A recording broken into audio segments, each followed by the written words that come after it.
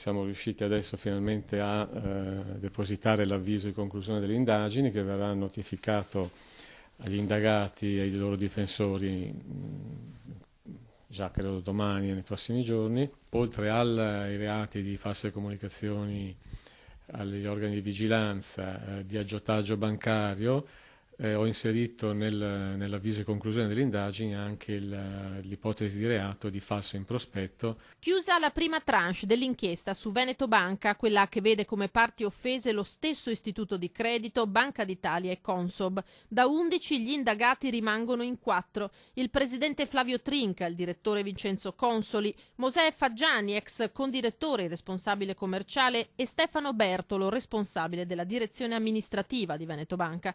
Per loro la procura si appresta a chiedere il rinvio a giudizio. Ininfluente invece, secondo le perizie, il ruolo degli altri membri del CDA per i quali sarà chiesta l'archiviazione. Ostacolo alla vigilanza, aggiotaggio e da ora falso in prospetto, le accuse contestate a vario titolo. Quest'ultima si riferisce in particolare alle omissioni nelle informazioni fornite ai risparmiatori che nell'estate del 2014 parteciparono all'offerta pubblica di acquisto delle azioni della banca in fase di aumento di capitale, azioni il cui valore di lì a poco crollò.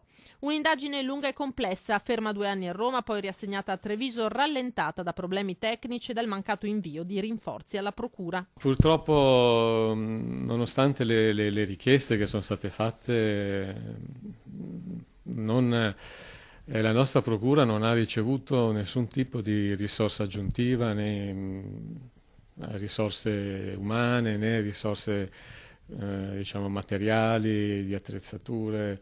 Abbiamo dovuto arrangiarci, insomma, ecco, sostanzialmente. L'attività, malgrado questo, prosegue anche relativamente agli altri rami di indagine, tra cui truffa ai risparmiatori e bancarotta. Quella per truffa dovrebbe concludersi a breve, meno di una decina gli indagati, a conferma che anche in questo caso si punta ai vertici, a chi decise le politiche della banca e non a chi eseguì. 3.500 le parti offese. Adesso siamo a buon punto.